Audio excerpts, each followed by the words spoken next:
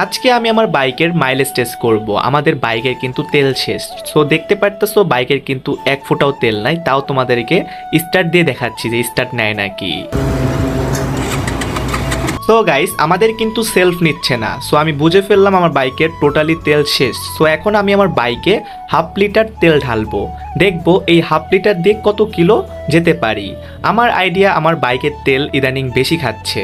So দেখি আমরা এই হাফ লিটার দিয়ে কতটুকু চালাইতে পারি। অবশ্যই কিন্তু সম্পূর্ণ ভিডিও দেখতে হবে, তাহলে তোমরা বুঝতে পারবে সুজুকি জিক্সার কার্বোরেটর বাইকে কত মাইলেজ দেয়। অনেকেই এই বাইকটা কিনতে চাচ্ছ, কেনার আগে অবশ্যই যদি ভিডিওটা দেখো তাহলে বুঝতে পারবে যে কত মাইলেজ দেয়। ওই হিসাবে কিন্তু তোমরা বাইকটা সাজেস্ট করতে পারো বা আমি সাজেস্ট করতে পারি তোমাদেরকে। আমার মতে বাইকের কখনো তেল নিয়ে আমি কখনো হিসাব করি নাই, অলওয়েজ ফুল ট্যাঙ্কি তেল ভরতাম, তো এর জন্য কোনো হিসাব করা হয় নাই। বাট আমার কেন জানি মনে হচ্ছে ইদানিং ফুল ট্যাঙ্কি ভরলে 2 সপ্তাহ যায় না। তো চলো গাইস, বাইকের চাবি লাগিয়ে আমরা কিন্তু ট্রিপটা জিরো করে নিব, কারণ জিরো না করলে কিন্তু আমরা বুঝতে পারবো না কত কিলো চালাইলাম এই হাফ লিটারে। তো আমরা ট্রিপ এটাই জিরো করে ফেলি। জাস্ট ডান পাশের যে বাটনটা চাতা দিয়ে ধরে রাখলে কিন্তু ট্রিপ এ জিরো হয়ে গেছে। সো এখন আমরা বাইক চালাবো এই হাফ লিটার দিয়ে কত কিলো চলে, সম্পূর্ণ ডিটেলসটা কিন্তু এই ভিডিওতে থাকবে। ইনশাল্লাহ সম্পূর্ণ ভিডিও দেখো তাহলে বুঝতে পারবে। তো যাই হোক, আমাদের কিন্তু সেলফ দেওয়ার সাথে সাথে আমাদের কিন্তু স্টার্টটা নিয়ে নিয়েছে। আমি যদি কোনো কারণে মাইলেজ কম পাই আমি অবশ্যই কিন্তু এইটা সার্ভিসিং সেন্টার দেখাবো, কারণ মাইলেজ কম পাইলে এটা কিন্তু মানে যে তেল ভরে সেই বুঝে, কারণ বর্তমানে তেলের দাম কিন্তু মোটামুটি ভালোই। তো এক্ষেত্রে এখন আমরা যদি মাইলেজ কম পাই তাহলে কিন্তু হলো না। আমরা বাইক কেনার আগে অনেকেই কনফিউজ থাকি যে মনোটোনে কি বেস্ট নাকি কার্বোরেটর বেস্ট। অবশ্যই কিন্তু দুইটাই বেস্ট, বাট আমার মতে কার্বোরেটর বেস্ট, কারণ এখানে দামের তুলনায় আমরা ডাবল ডিস্ক পেয়ে যাচ্ছি কার্বোরেটরে, আর মনোটোনে কিন্তু সিঙ্গেল ডিস্ক।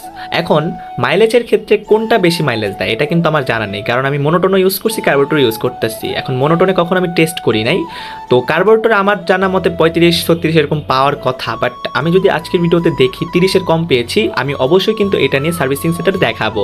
তো কোন কোন জিনিসগুলোতে প্রবলেম হতে পারে বা কোন কোন জিনিসগুলো ঠিক করবে অবশ্যই কিন্তু এটা আমি ডিটেলস ভিডিও তোমাদেরকে পাঠিয়ে দেবো নেক্সট ডে।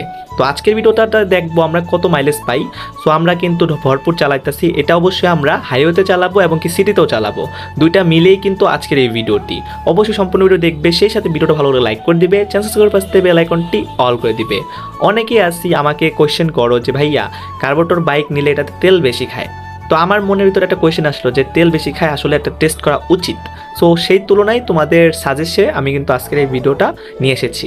অবশ্যই কিন্তু লাইক করতে ভুলবে না। তো ফাইনালি গাইস, বাইক কিন্তু অফ হয়ে গেছে। সো দেখতে পারতেছো মিটারে কত কিলোমিটার চলেছে, মাত্র 14.2 কিলোমিটার চলেছে হাফ লিটারে।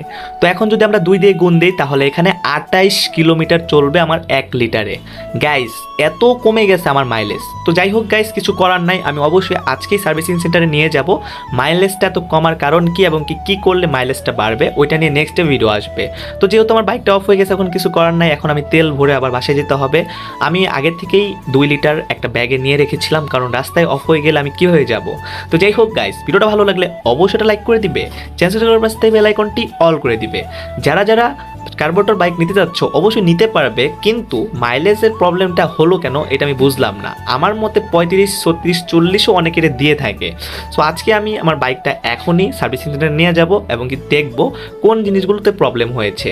তো যাই হোক গাইস, যারা যারা ভিডিওটা দেখেছো অবশ্যই লাইক করে দিও, চ্যানেল সাবস্ক্রাইব করতে বেল আইকনটি অল করে দিও।